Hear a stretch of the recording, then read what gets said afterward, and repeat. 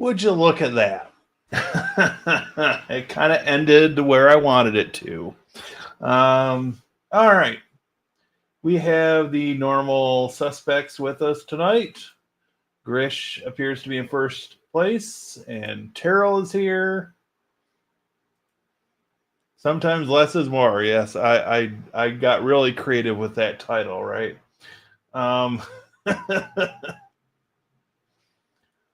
Alonzo is here as well. Hope everybody is doing well. And the one, the only, Josephus. Okay. He's probably splitting a gut, rolling around on the floor with the dog. About this point. All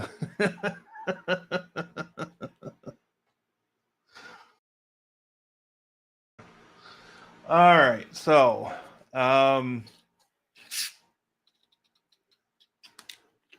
hopefully this is sufficiently cold.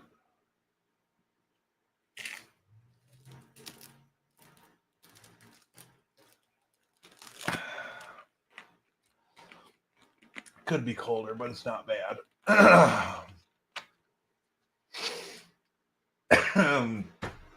All right. So tonight we got something a little bit different planned. We're kind of going to go back to the roots of the channel and do something a little bit different. And so we are going to take a look at this AnduinOS or AnduinOS or whatever, however the hell you're supposed to pronounce that.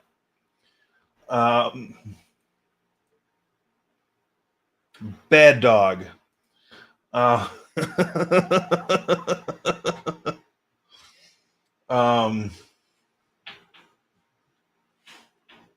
Roll over. Play dead. All right. Enough fun with that.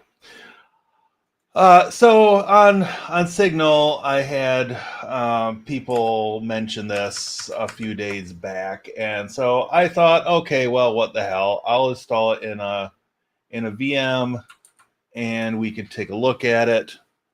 And so I did that earlier today.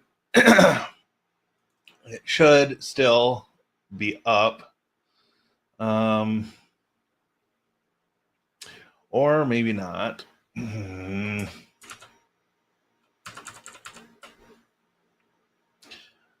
Well, we'll see what's going on with that. For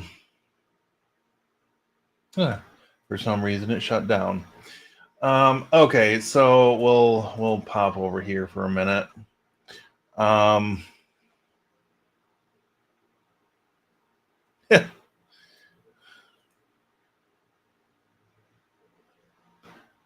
What the actual...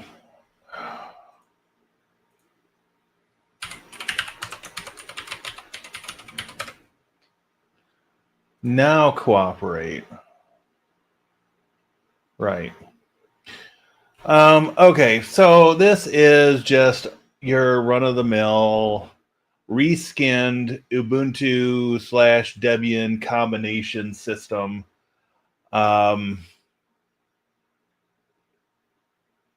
I don't find it all that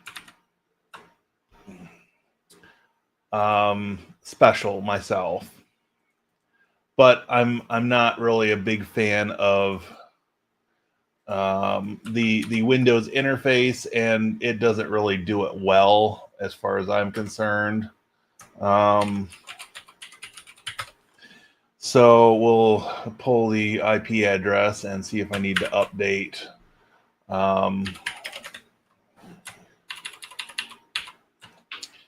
132. See if we need to update this. 132. There it goes. All right. So,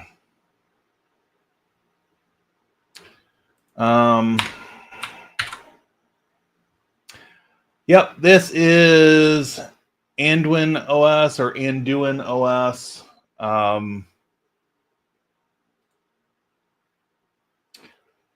And yeah, I mean, to me, it's obvious what it is, but I guess for some people, you know, for a parent or grandparent, you could probably convince them that this was a new version of Windows, and you know, keep them on their 2021 era i7 or whatever they've got, and you know, let them continue using something that's going to continue getting updates. You know, whatever. Um,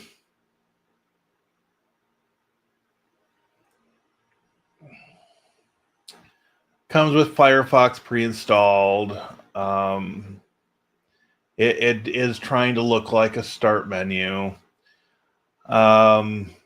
Doesn't do it particularly well. I mean, you don't have the options when you click on your user to sign out. You actually have to go to the power icon to sign out. I mean, that's just one of many obvious things that tells you that this isn't really Windows. I mean, the icon they use in place of the start menu kind of tips you off. I mean, some of the other things are more subtle. You know, it does have the widgets in the taskbar. Um, you know, I didn't spend a lot of time messing with this earlier, but it's got the dash to panel extension. So you know, you could put this back on the left hand side. You could put it up at the top. You could do all sorts of things with it. You could make it more Mac-like and, you know, not have it the full width of the screen. You could change the panel thickness.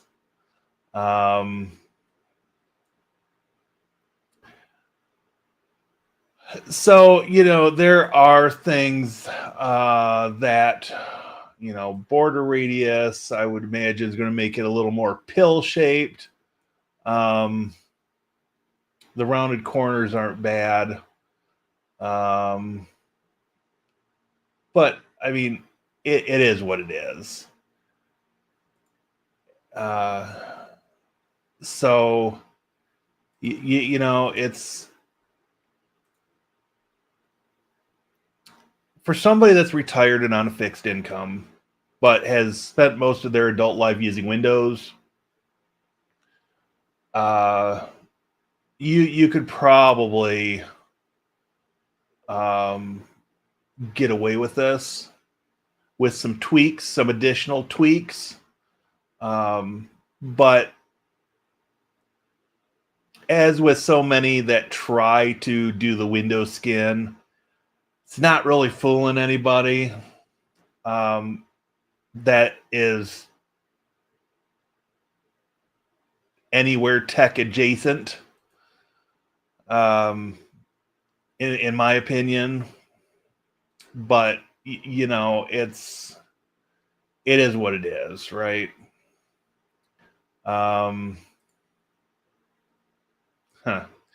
They only give you the two backgrounds. And of course, you could add your own. Yeah, I don't know. It automatically added my printer, if that's any consolation.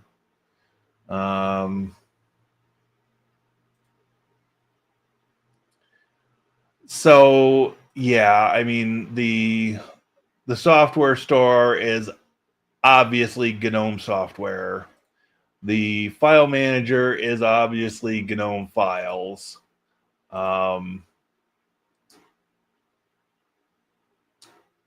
You know, it's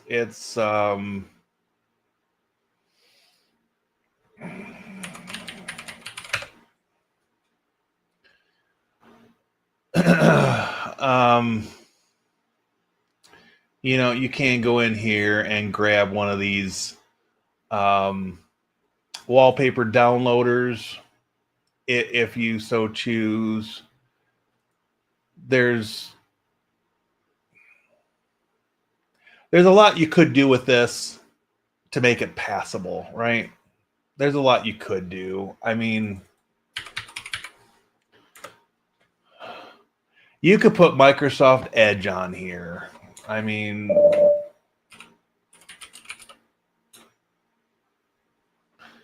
you could put Google Chrome on here. You could put Ungoogled Chromium on here.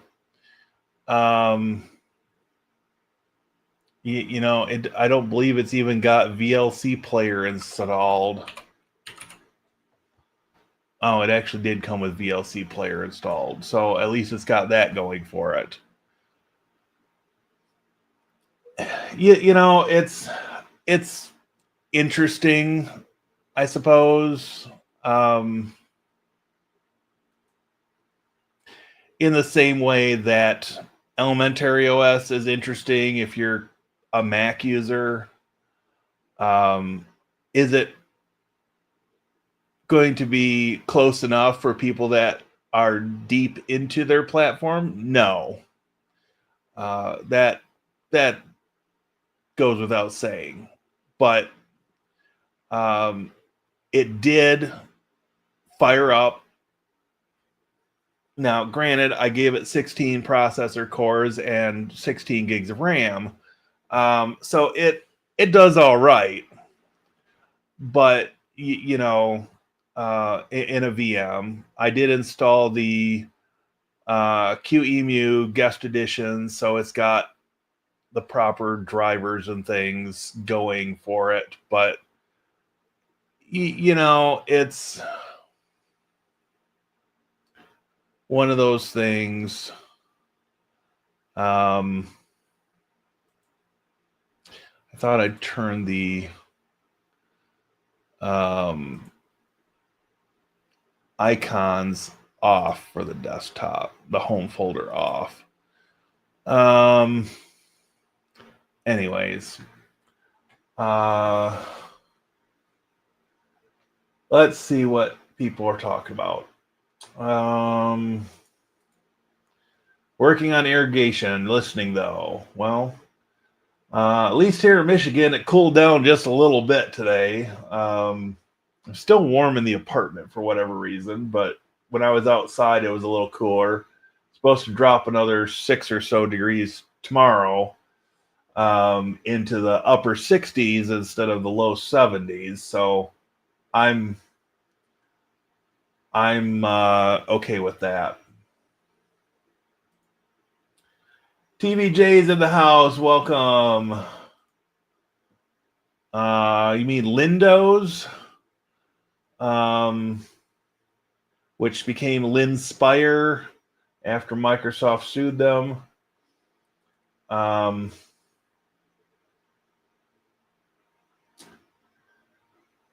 I never tried that. I never tried Lindo's when that was the way it was branded.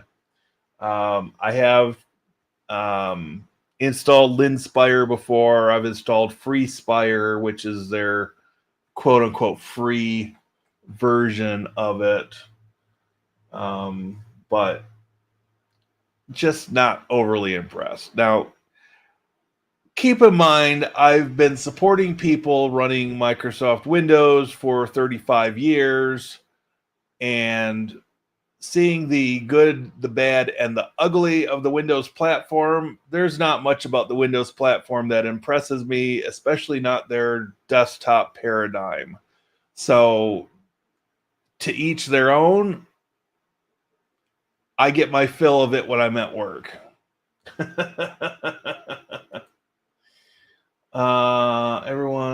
Anyone ever get Vertica?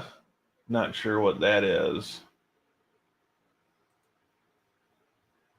Anyone ever get Visual Sound Card working in a VM on Proxmox? So this is a VM in Proxmox. I'm connected to it through RDP. And yes, the sound works.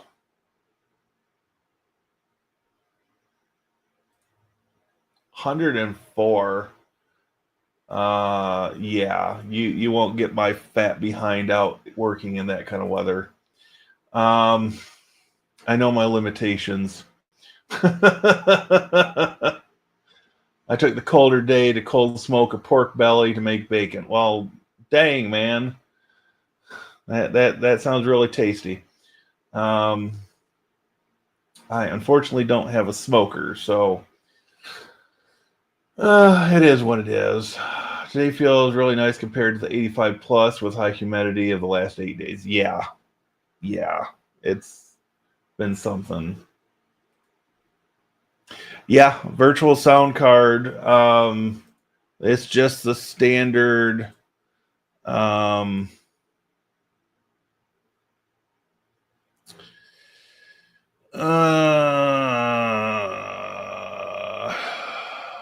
System, I guess.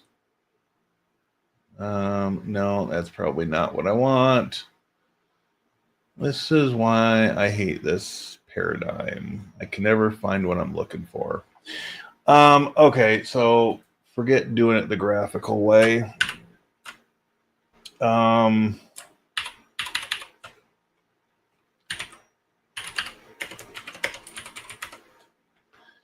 So let's see.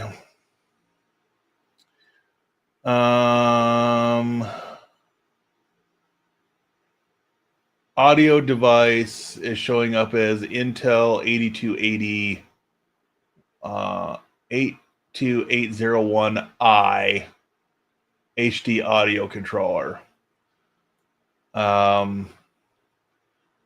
And just for the sake of argument, the hardware in here is just your standard Q35 machine. I did set up EFI on this one with a TPM just because. So whatever is part of the Q35 machine standard is what it's emulating, I guess. I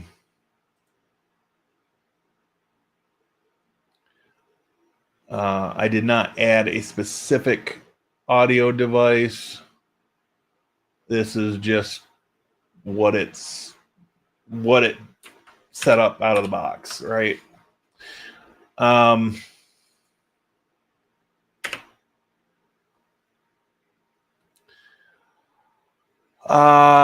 Anyway,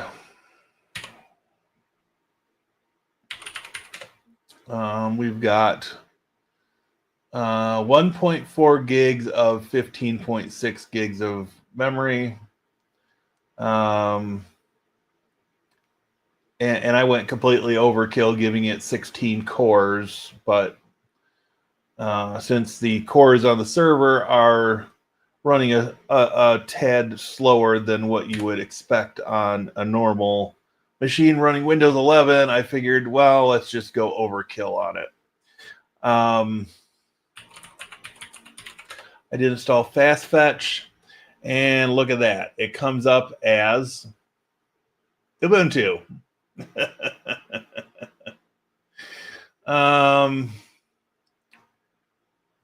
Kernel 6.14, 1,531 Debian packages, 7 flat packs, one of which was LibreOffice that I installed. But yeah, that's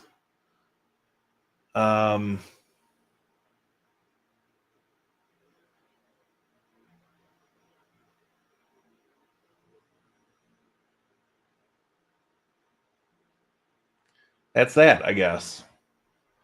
So I guess we'll come back to me.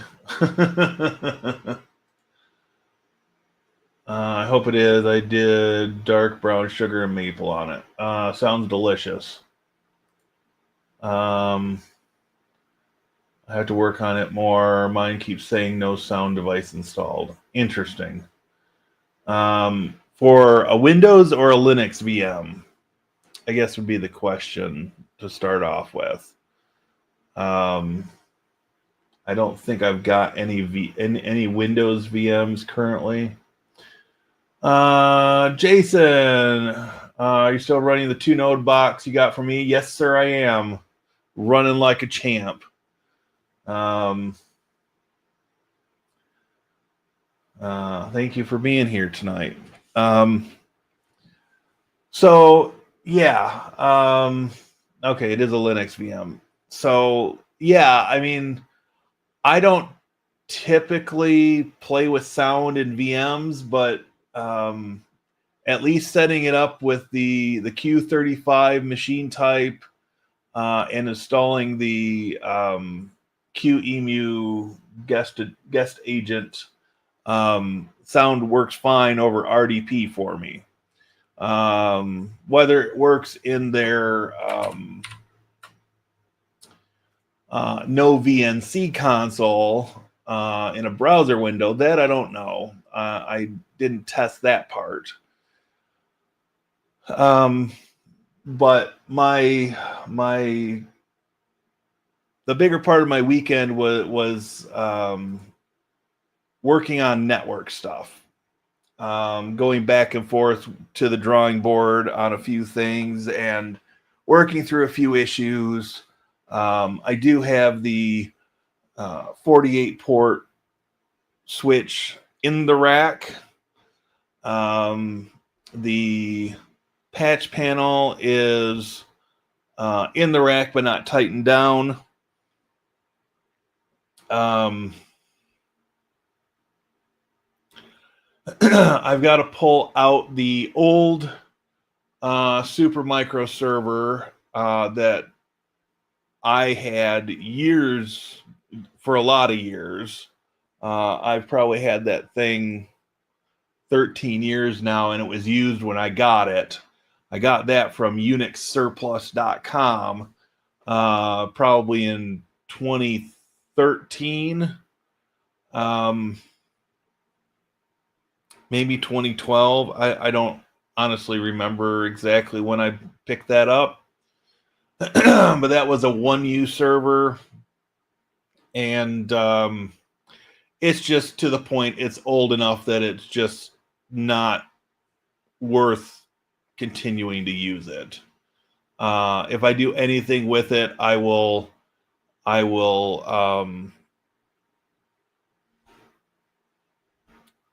take it into work with me as a demonstration piece when I do a program at the library.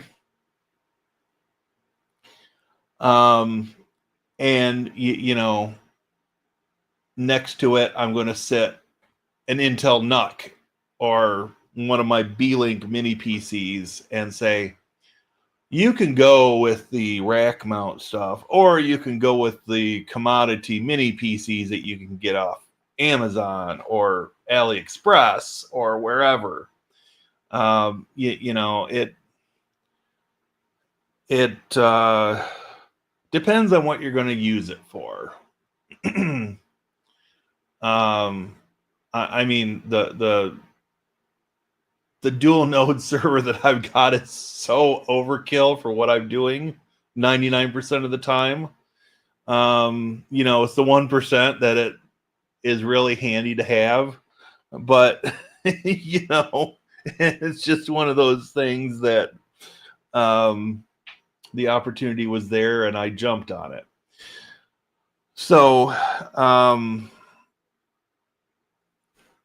don't know. I've got a few programs coming up that I'm doing at the library, specifically during Cybersecurity Awareness Month in October. And so I'm working out what I'm going to do as a demonstration for those programs. I've got some interesting ideas, but I've got to approach them in a controlled manner, right?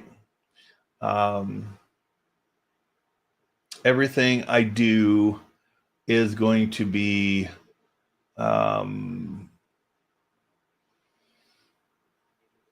just showing people on a controlled network. So I'm gonna get out my travel router. I'm gonna get out some other pieces, the various pieces of gear, and hopefully I'll get lucky enough that my Wi-Fi Pineapple pager will ship before I have to do those programs. Excuse me.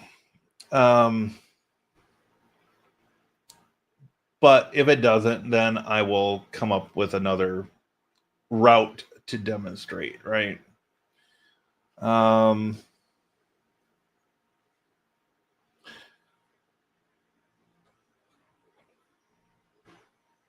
So anyway, let's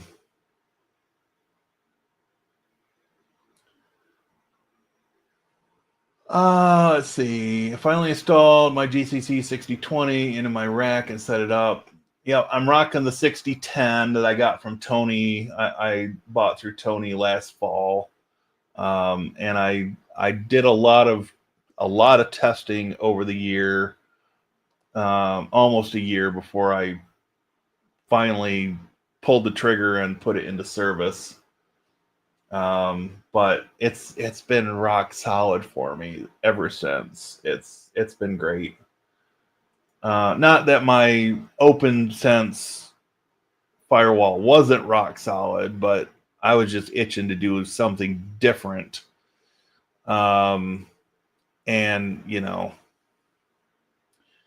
before this weekend, I'm debating instead of possibly getting a Mac Mini now, instead of looking at a used Synology.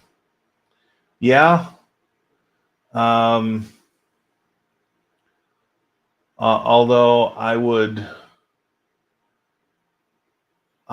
almost suggest taking a look at the Ugreen stuff as well. I mean, my Synology is only like 3 years old, and I got it before they started the whole hard drive lock-in shenanigans. But I'm not convinced my next NAS will be Synology. So, but I've got this Synology. I've got a QNAP, which ironically is still getting updates all these years later. I did buy that the QNAP I bought from Fry's Electronics, which is now defunct. That place was like a geek paradise. It was. I always described it to people as geek mecca because you'd have to make a pilgrimage there at least once a year if you had one within driving distance. Micro Center is the closest thing I can get now. There's one in Michigan, but I don't like driving to the Detroit area all that much, especially not by myself. And so I would rather, go through the outer loop, the west loop of Chicago, hit Fry's, hit Micro Center, which gives me an excuse to get out of my car and stretch my legs 2/3 of the way through the drive. And then I can continue on to my destination. Sometimes I buy stuff at Micro Center, sometimes I don't. The way I've been purchasing network stuff lately, I probably better not even stop. But I may stop just to use the bathroom and stretch my legs, even if all I pick up is a cold beverage and snacks for the last leg of the trip.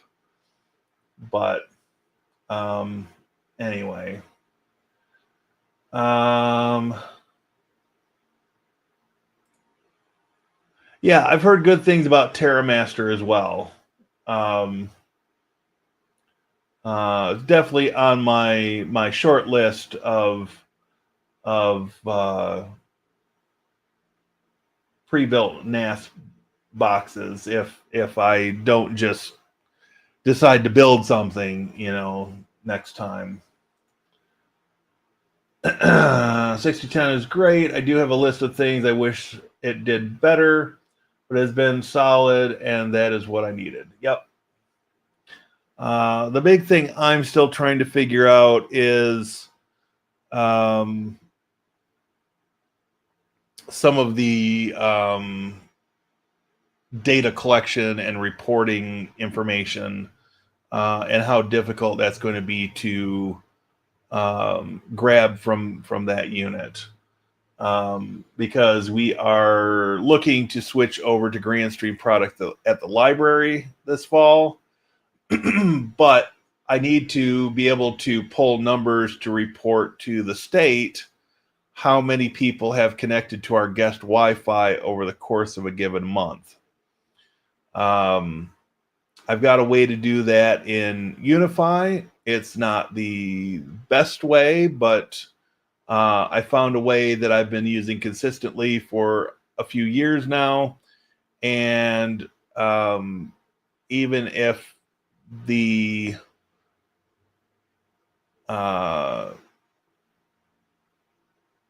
the numbers change in a significant manner over the first few months, from what we have been reporting, I still need to have a way to do that, right?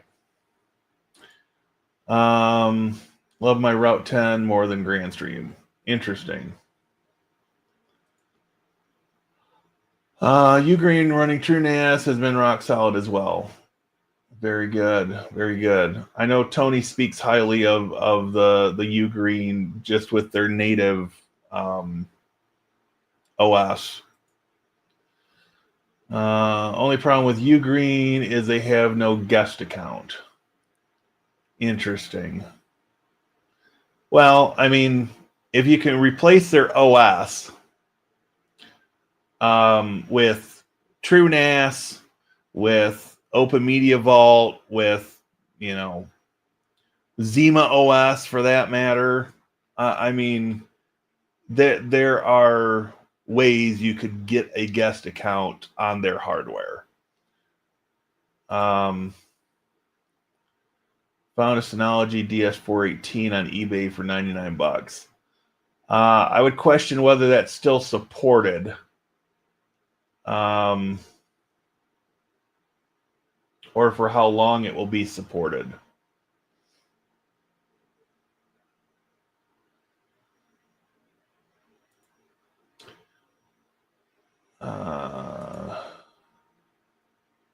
No issues with my Ugreen. Use the native OS. Gotcha. All right. Well,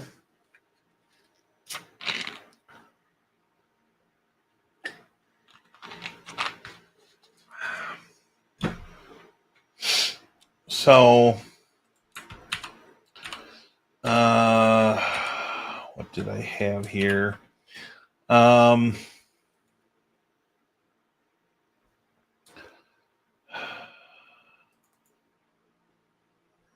that's not it.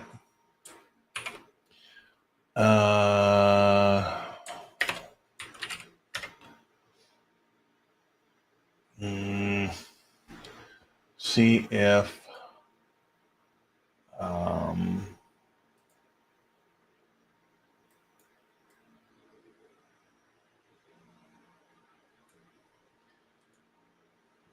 did that here apparently.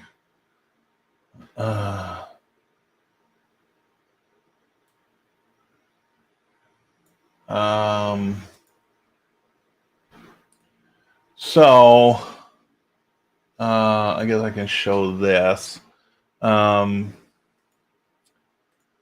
So don't mind the fact that I initially installed the switch upside down. That has been corrected.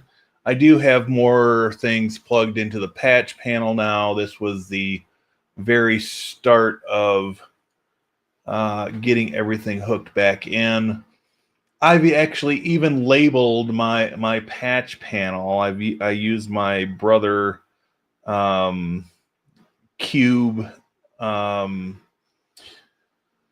label printer to do labels, and I've been able to trim them down far enough that I've got that labeled. So it's coming together. It's coming together. It's taken longer than I had wanted, but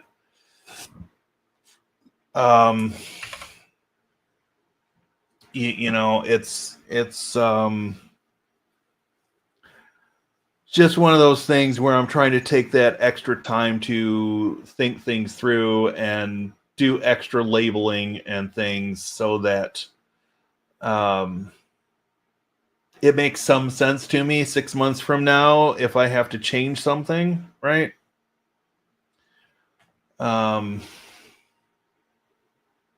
So anyway, that is moving along.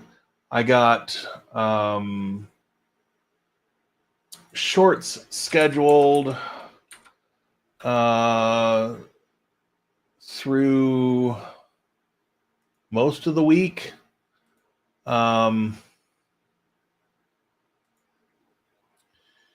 So I've got scheduled through the 26th, and I've got 3 more shorts that are uploaded that I just haven't scheduled yet. So that'll get me through the 29th. And so I've got 1 short that I recorded today, and I think I've got that edited down. And then I've got 1 more to record. I'm just debating on what I want to record for it, because I've changed my mind about 3 different times on that short, on the final one for the month. And so you know, I've got a little bit of time to figure out what I want the last one to be, but that doesn't have to be decided for a few more days. So there are a bunch of commands that I didn't touch on this month, and so there will probably be another full month worth of Linux commands that might go a little deeper. I've been working on a couple of long form videos. One is going to be discussing my move away from unify access points and different things over to the Grand Stream line, and just how that has progressed. So and some of the tools that I've used to test and document along the way, which I think that part was actually kind of fun. So I did find come back over here. I did find a cool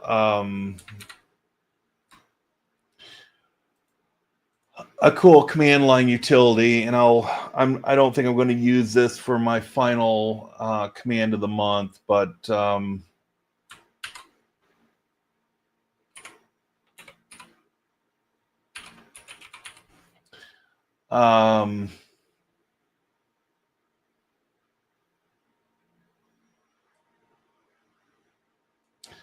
command is called QR encode. And so what I'm going to do is I'm going to cancel this. I'm going to paste that in. I'm going to change the file name. And so what this will let you do is if we do echo hello world, and then we pipe that into QR encode, and then we come over here to pictures, I believe it is.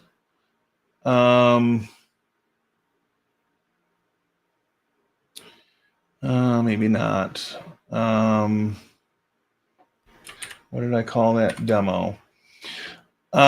So it gives you a QR code. And so if you were to, well, that doesn't help cause. If you were to scan that, it should have the text "Hello World" in it. In fact, I will scan that with my phone, and yes, it does in fact say "Hello World."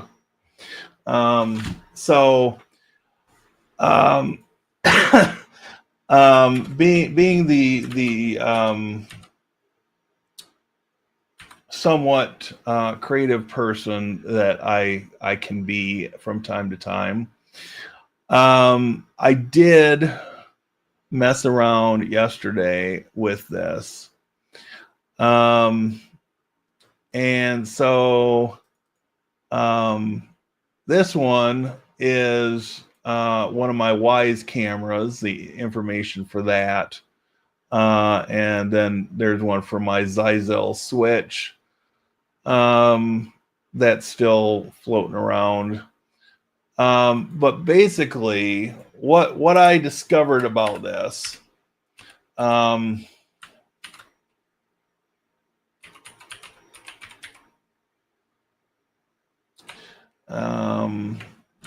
do history grep QR code.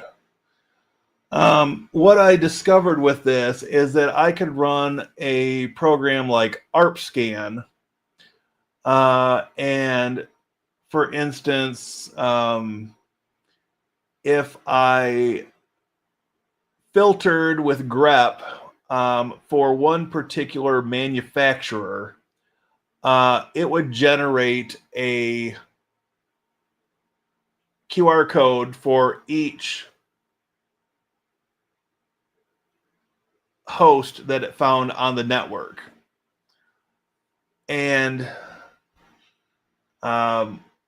so this ARPScan displays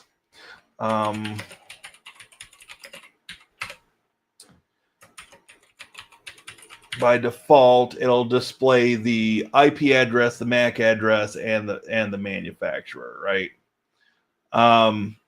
So piping that into QR encode and filtering it with grep, so I could have a QR code generated for every Grandstream device on my network. Which, if I really wanted to go overboard with my documentation, then, I could have a QR code that encapsulated the IP address and the MAC address for a device, and, have that stored, right? But, and I'd actually toyed around with the idea of doing that with my adding a field to my inventory database, so I could drop in that QR code, right? Again, maybe not the most useful thing, but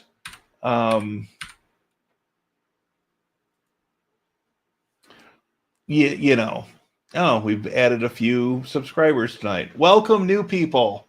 Don't know if you're watching, but we've had some new ones subscribe. Like 3 or 4 for the day.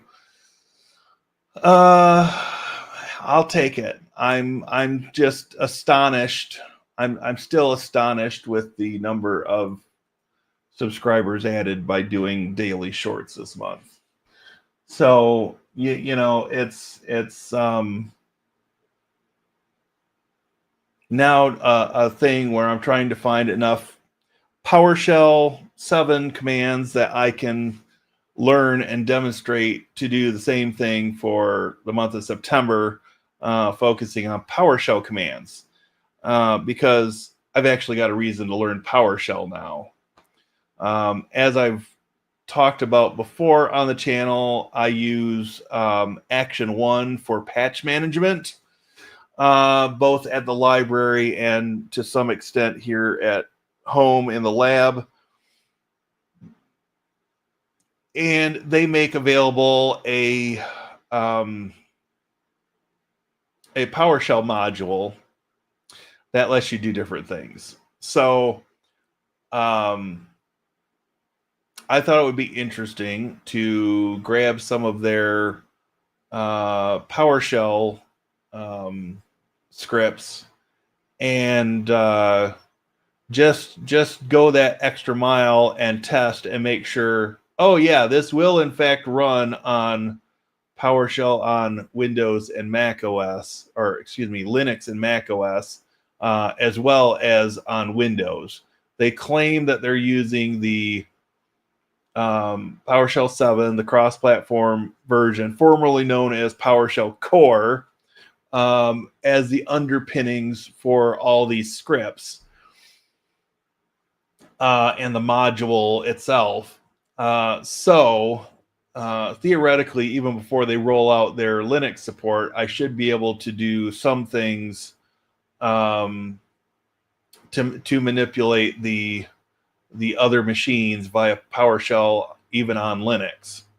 So that's kind of a side project, but I've sort of resisted learning PowerShell all these years. I've dabbled with it from time to time, but I usually find myself using the aliases. And in fact, that's not what I want to do.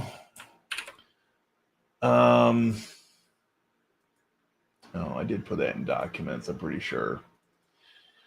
So I started this file on my laptop and I copied it over this afternoon.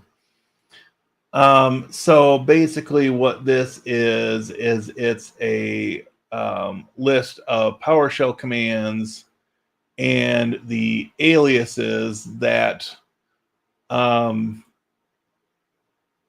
go with them. And as you can tell, many of these aliases are straight up Unix commands, right?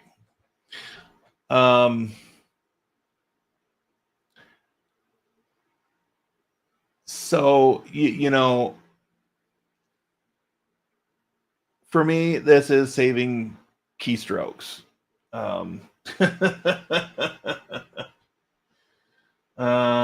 Anyway, let's see.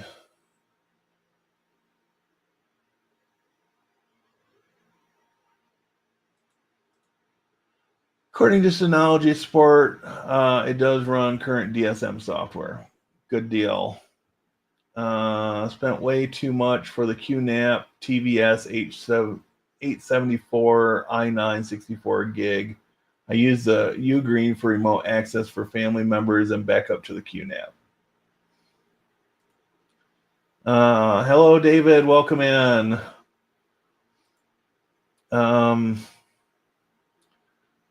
Tip, don't fade to black at the end of shorts. You want an abrupt ending to promote rewatching. Okay. Well, I'm not going to re-edit the ones that I've already got uploaded, but I will take that in consideration for future shorts. I appreciate the tip. I'm so used to putting a fade at the end of my videos that I just did it.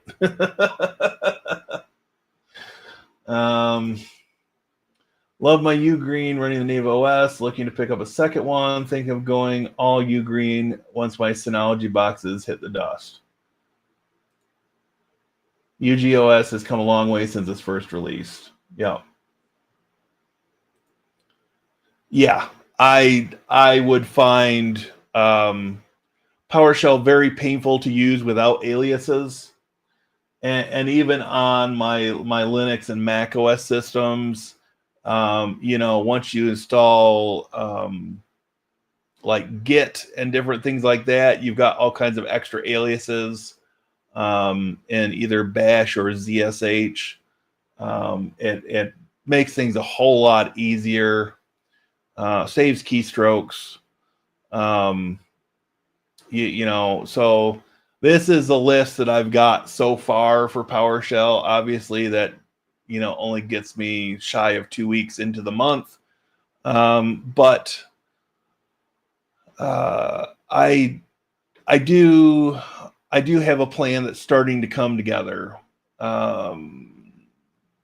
So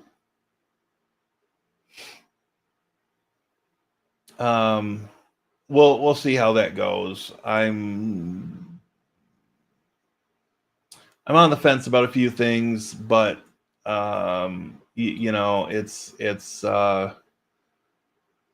it's just one of those things that I want to keep this momentum going, adding subscribers the way I have this month.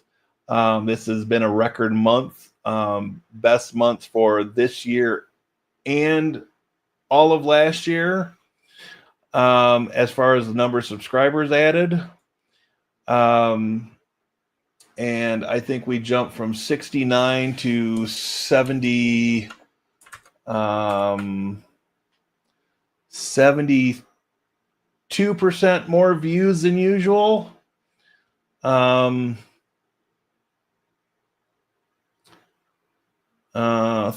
more subscribers. Well, I suppose I should change that to August only. So 123% more views than July 9th through 31st. 5% more watch time hours.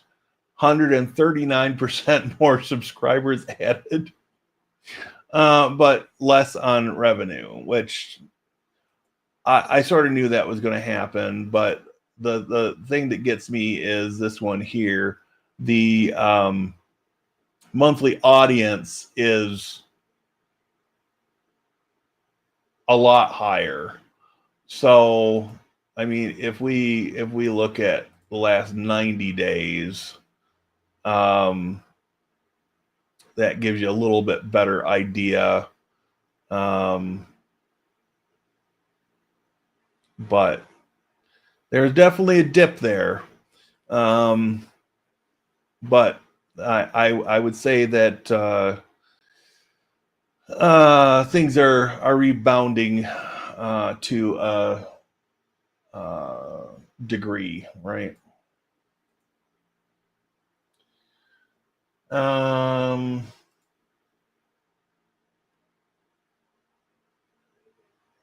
Fade makes sense. Shorts don't make sense. Yeah, well, like I've said on many occasions, I view shorts as a means to an end. I'll play the game like everybody else.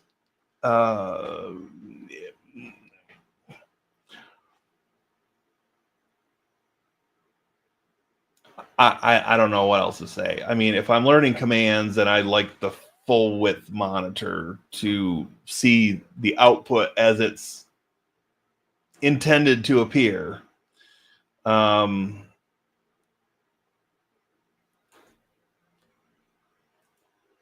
then again, I learned a lot of tech stuff from reading books. and all the screenshots were either 4:3 or 16:9. You know, it is what it is. I mean, there are things that just don't reformat well for shorts.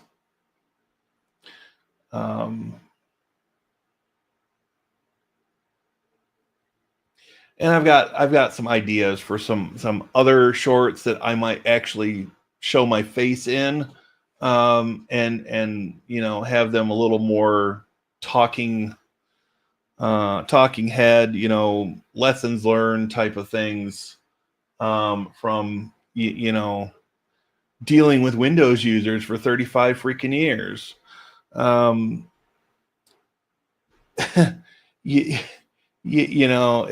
It's comical in some ways, just the number of changes that I've seen happen. Going from the Windows 3 interface to Windows 95, with the start menu, and then the abomination that was Windows 8 and 8.1, where they had this raging love affair with touch-enabled BS. Thankfully, Apple stayed tried and true the whole time with Mac OS, and stayed consistent. Or else I probably would have left what remains of my sanity a long time ago. But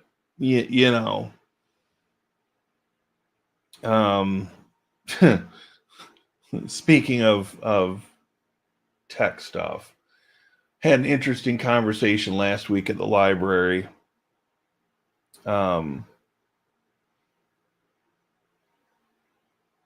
Some lady came in. Apparently she's recently lost her job, so she's scrambling to get a resume put together and this and that. And so she came in and she started, questioning the person at the front desk, do you guys ever offer computer classes? I need to learn, more about computers and this and that, blah, blah, blah. And it's like, we've tried to offer computer classes, and whenever Jeremy offers them, nobody shows up. They show interest and then they don't show up. So, it's like, no, I don't offer them. And formatting a resume is not something that requires a tech person. It requires somebody that knows how to use a word processor, or Canva, or what have you. You can do a resume in a number of ways these days. But dang, it's like some people feel so entitled that you should drop what you're doing and focus solely on them because they've got a deadline. And it's like, there's information all over our website. Make an appointment with the tech guy. All you have to do is schedule it.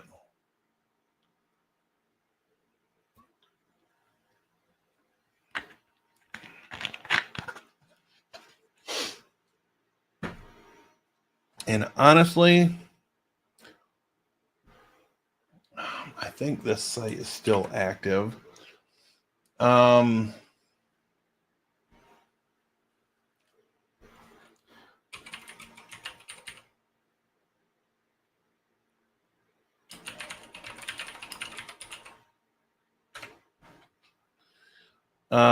Yeah.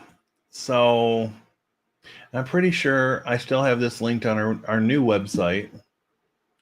No, I don't want your stupid chat. Crying out loud. If somebody came to me and they needed to learn computer basics, gcfglobal.org. It's free. If you need to learn Word, it will tell you about getting started with Word. And it walks you through all kinds of stupid basic ways to get you to use Word. I actually sat down one time and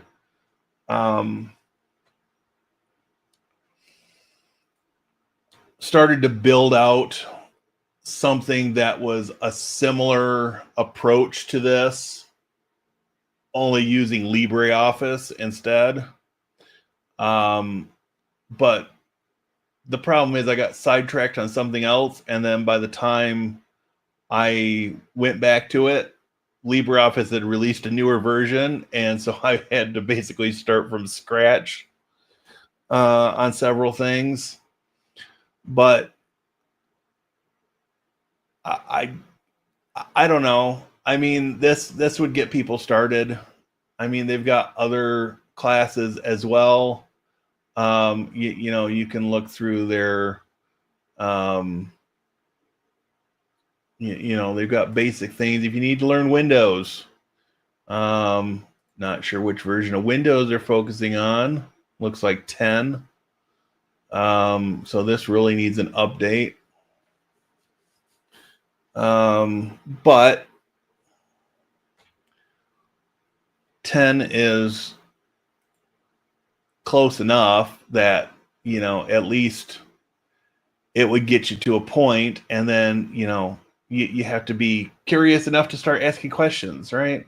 Or, I don't know, do a Google search or do a search on YouTube and find other videos.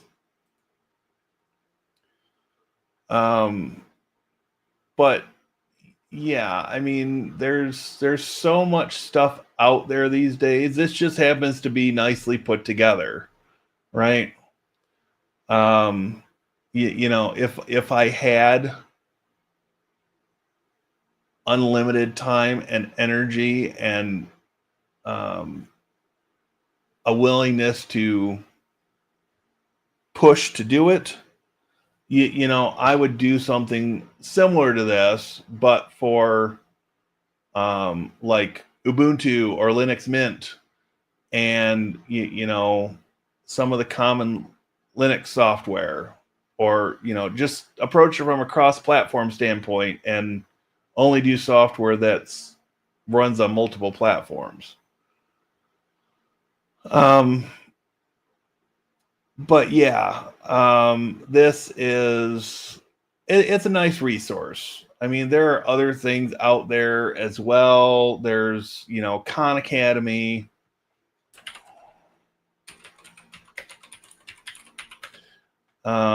which does have some tech stuff. Um,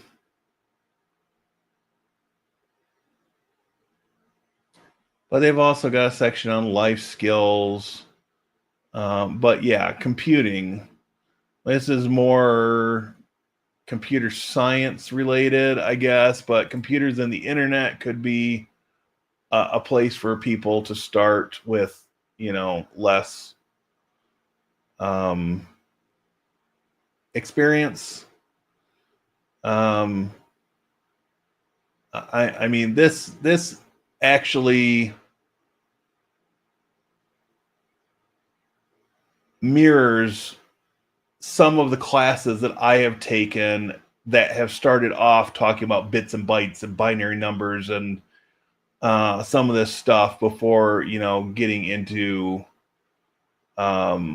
computers and the internet. And, you know, everybody should have some sort of data security type of training, whether it's from your employer or whether you seek it out on your own. But I don't know. I digress. It gets to the point where it's hard to want to help somebody that doesn't want to make the effort to help themselves, right? I'm happy to point somebody in a direction, but I'm not a big fan of hand holding. And it's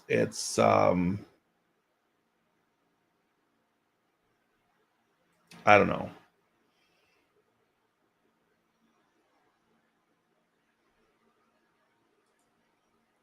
If it's a kid, if it's somebody that is in college and is struggling, I'm happy to help. I'm willing to break out my skills that I gained from teaching for 5 years or 6 years or whatever the hell it was, and dig into ways that I can help them or help them make a connection with the concepts in their head. Some people learn differently, or that's what teaching theory claimed for a number of years. They seem to have moved away from that idea to some extent now, but it is what it is. In any event, I've got way off on a tangent. um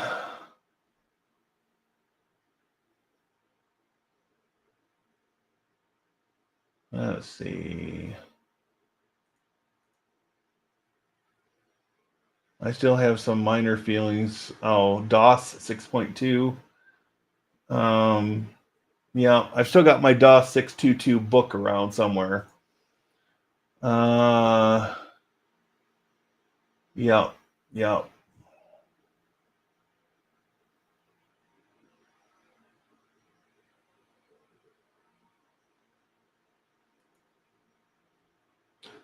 Back in '85, I worked as a senior software support engineer for a small company, 110 employees. It was a computer company that sold proprietary hardware and software.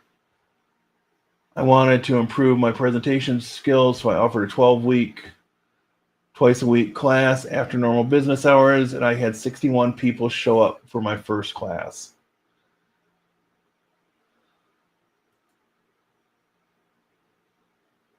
Terrell worked for tech support at a local company that sold accounting software and the hardware to run it on. Nice. At the end of the 12-week course, which was mostly teaching ninth grade math and some basic programming computer architecture, I had 31 graduate. Nice. At the end of the year, I was called to the CEO's office. Seems that among the 23 executives that voted on a winner, I only received 2 votes, which did not include my own VP. That they did you dirty there, David. they did you dirty on that one.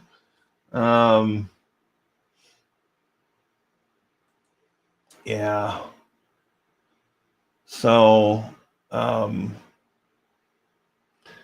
anyway, we covered the AnduinOS tonight. We looked at some of the things I've been doing with the network. We've looked at a few online resources. I guess this went all right tonight. Not sure there's anything worth clipping to use for shorts. I have a real difficult time most weeks trying to convert my long form or my live videos into shorts. Once in a while, the tool I use will snip something that is interesting. Most of the time, it's garbage. So I don't know. Some weeks I try it, some weeks I don't. I should probably be more consistent about trying it and, publishing a few extra shorts where I can. But, it is what it is. So, yeah. I guess that's what I wanted to cover tonight. We've got 10 people watching currently. That's pretty great. If any of you watching are new people that have just subscribed during the course of August, say hi in the chat. We won't bite. Well, I can't promise about Joe, but he's harmless more or less, and I'm sure his better half has made sure he's had all of his shots. So his bark is worse than his bite.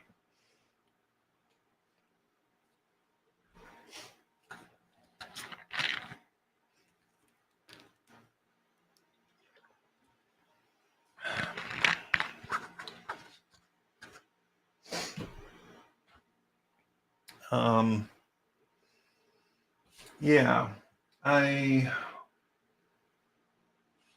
still in the process of cleaning some things up in here. I did figure out that my new cup holder has a hook on it where I can stick my headphones.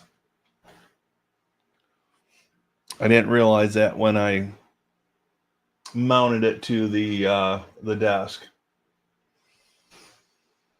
Let's see. I was outspoken about software installation issues internally only and did not play well in their political environment.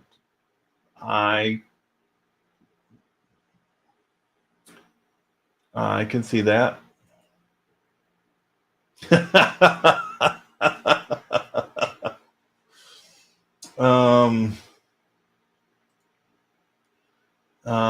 So yeah, I guess that's as good an excuse as any to put this guy up. I guess I got to go this way. um,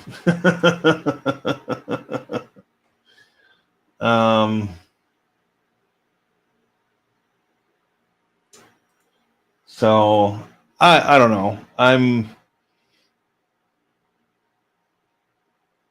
I'm happy with the progress that the channel has made this month. Would I like it to earn a few extra bucks? Sure. Do I think that'll take care of itself? Yes.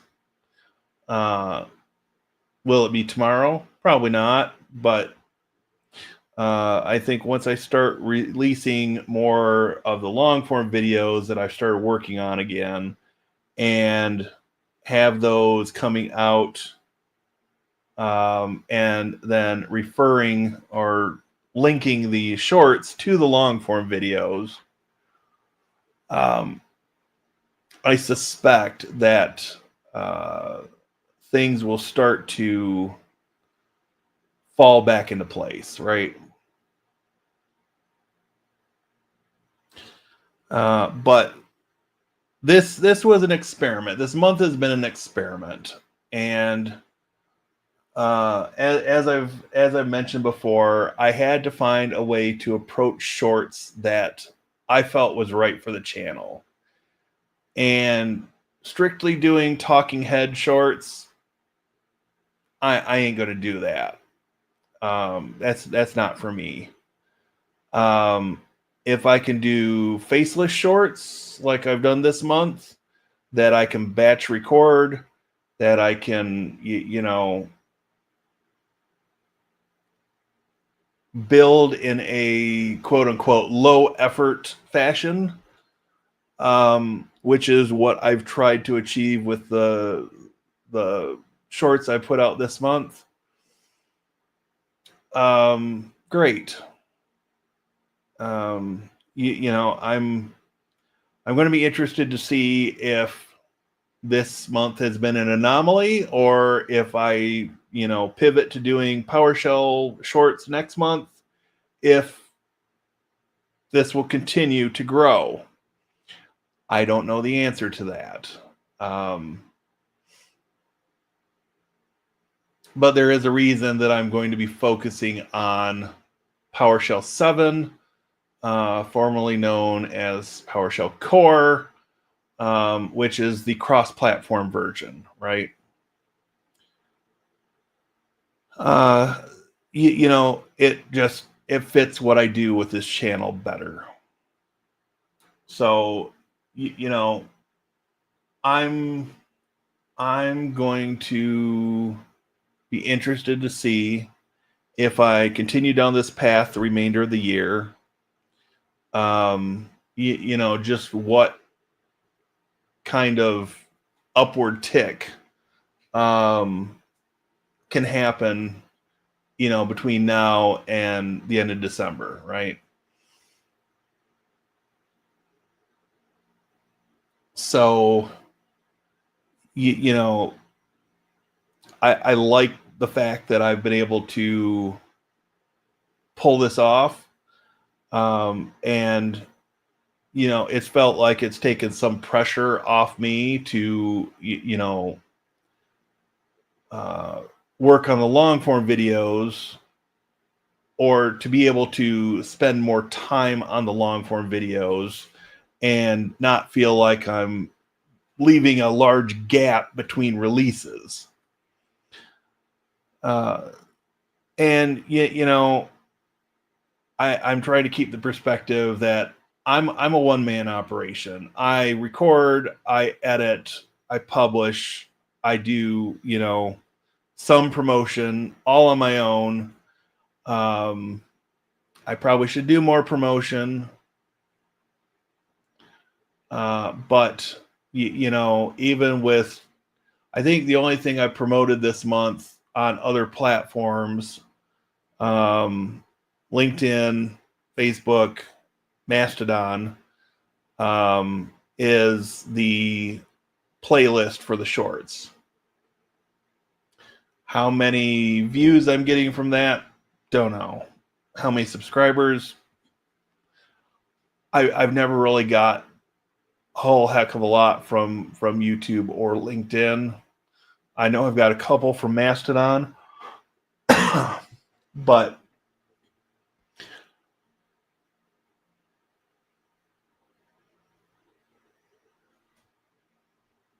I think things are falling into place. And hey,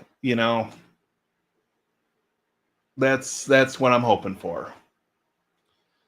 And if it doesn't, then I will pivot to doing something different and keep trying to find that winning combination.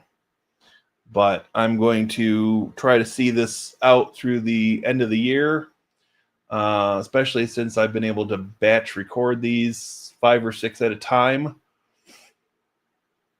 So I'm normally recording shorts like on Saturday mornings, sometimes Sunday mornings, and just getting them scheduled out at least for the work week ahead of time, and then I can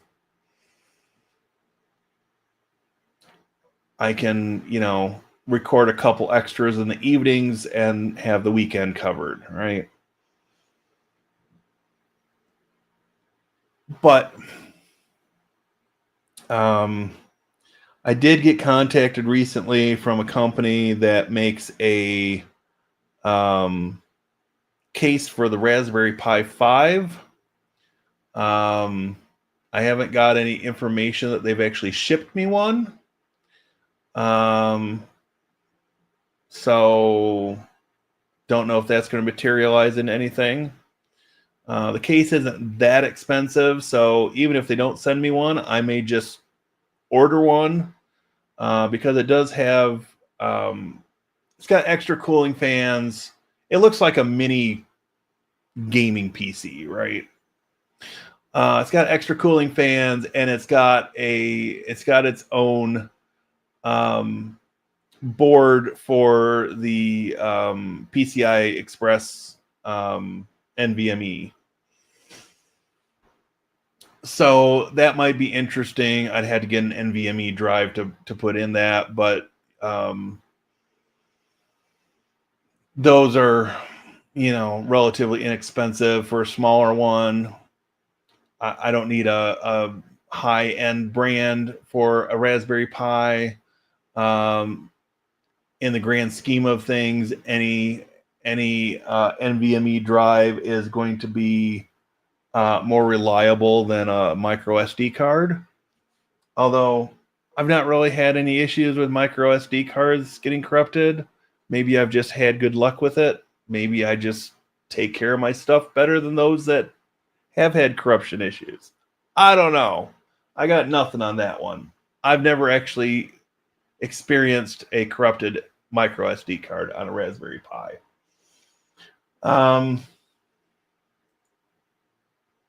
First thing I usually do is hit the like button. I appreciate that, Terrell.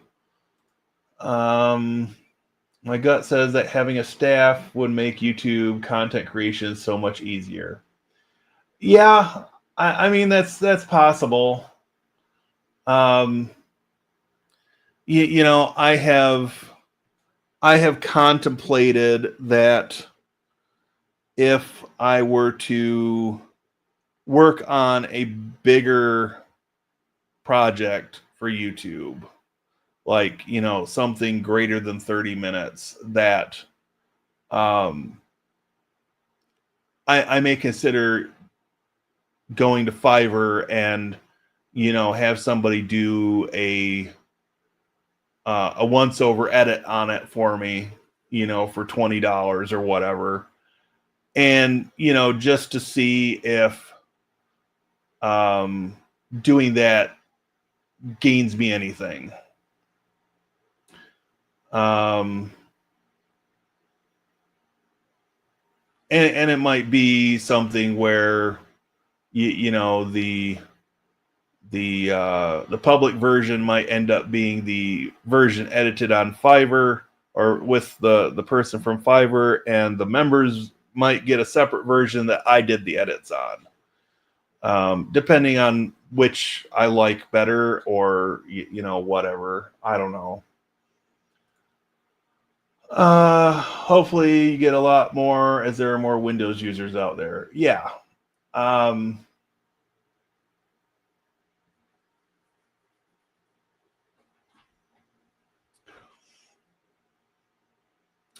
I think that will be interesting to see. I mean, so my thought process on the remainder of the year is this.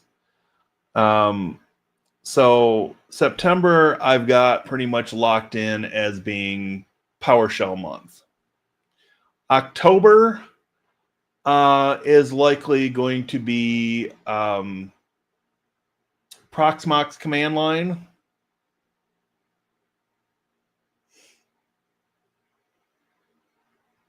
Because I think there are enough commands there that I could easily get 31 videos out of it. November, December, I haven't worked out yet. You know, I may do a month where you know, where I do take a nostalgia trip and, you know, go into the classic Windows commands that go back to the DOS era. You know, there are a lot of them. There are some commands that I use on Windows at work simply because of the software stack that we're running, and I need a way to work around it sometimes. And you know,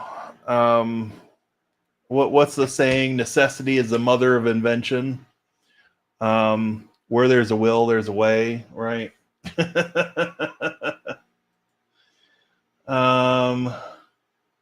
No one cuts into my Saturday morning cartoons. Started with a Pi 3B plus, have about 8 in the drawer. Projects come and go. Yeah, that's very true. That's very true. I've got several. My first Pi was a 2. I've got several 3B pluses. I've got, I think, 2 4s and a 5.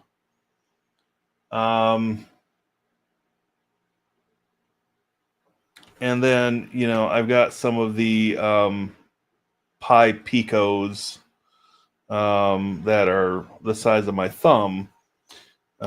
These are for somebody else for a project that I'm contributing to, but the Picos are sort of your Arduino type microcontrollers.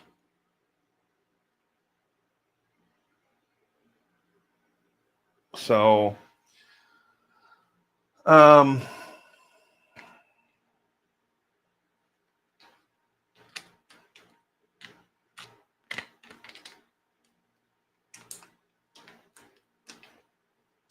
but they run a Raspberry Pi custom chip, right?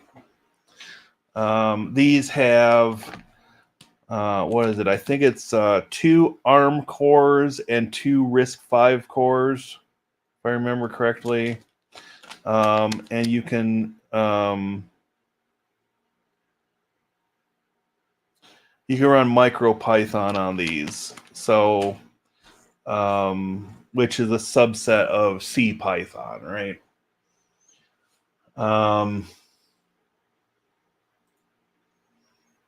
I never experienced a failure on any SD card, standard or micro, but I have had failures on NVMe M.2 drives. Well, 2 anyway.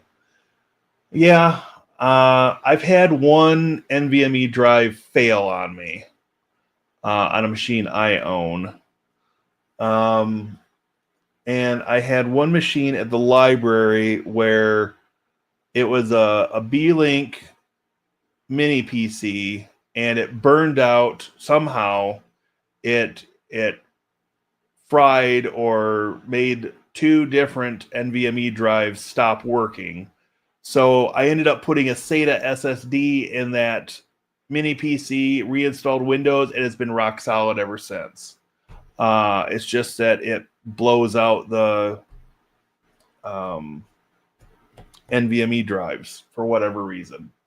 Needless to say, it's an extra computer that I keep around for doing troubleshooting stuff with, and it's not mission critical in any way. But my brother uses Fiverr for real estate edits. Those overseas guys edit for pennies. Well worth it. Yeah, that's kind of my thought. And you know, now that I've switched from ScreenFlow to Camtasia, which is a bigger, more popular product, and a cross-platform one at that, running on Windows and Mac OS, it's much easier to find somebody that can edit with Camtasia and add some of the extra flourishes to it.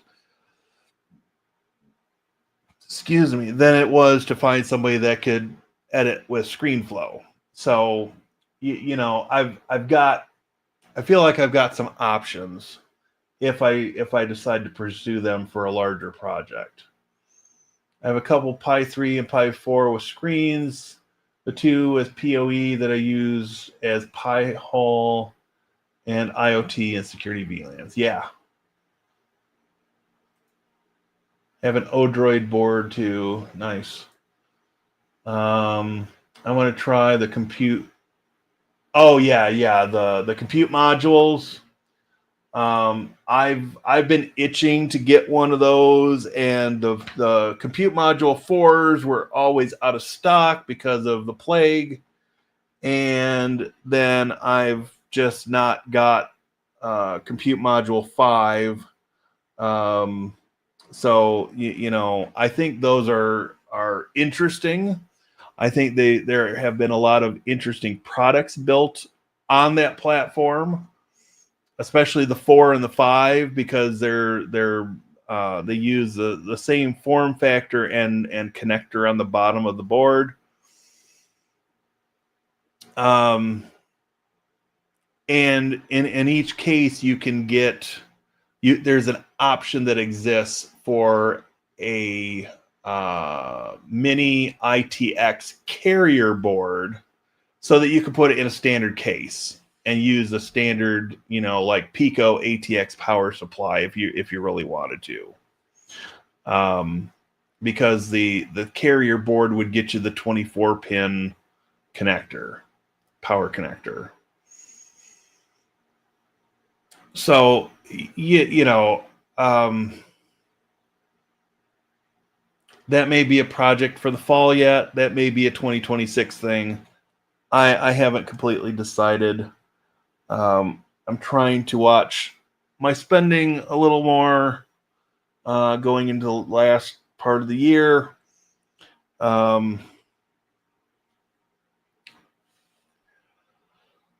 But you know, things are gonna level out, and I'm not giving up yet.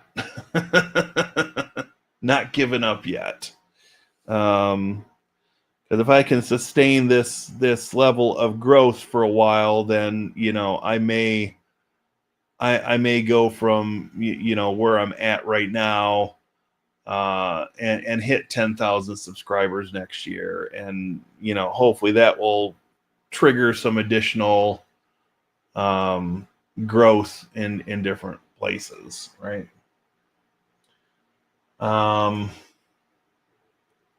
So, all right. On that note, it's been an hour and 33, almost 34 minutes. I need to get myself out of this chair. I don't really need to do any other work tonight, but I want to go relax a little bit.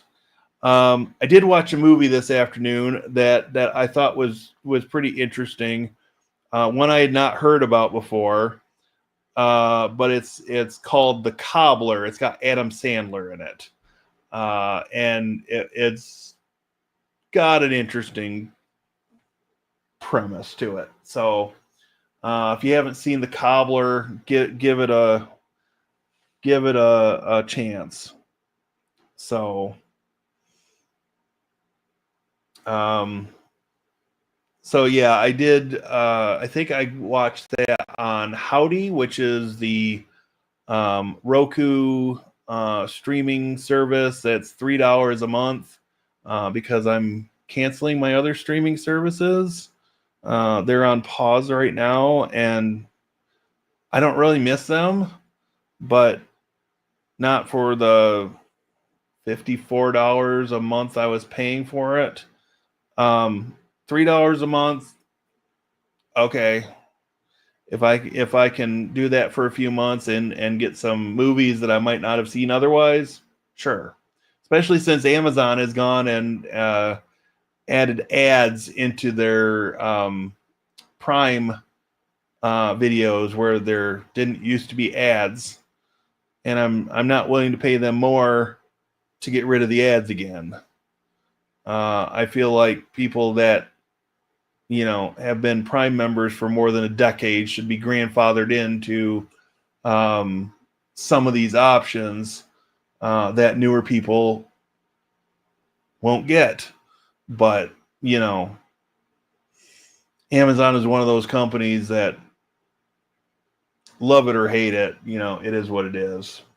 So, on that happy note, everybody have a great night. Have a great what is probably a short week for most people. I have an extra short week this week. I work Monday, Tuesday, and Thursday because I get to take my father in for a procedure on Wednesday, and he won't be able to drive immediately after it. So I'm going to meet up with him at his house, and we'll take his vehicle into his procedure. I'll drive him back, and then when he's comfortable by himself, then I'll just jump in my car and go home. So everybody have a great week. I'm not sure what Wednesday is going to look like for a live stream, but I'll probably try to sneak a member stream in this week somewhere. So watch out for an announcement. And on that note, have a great night.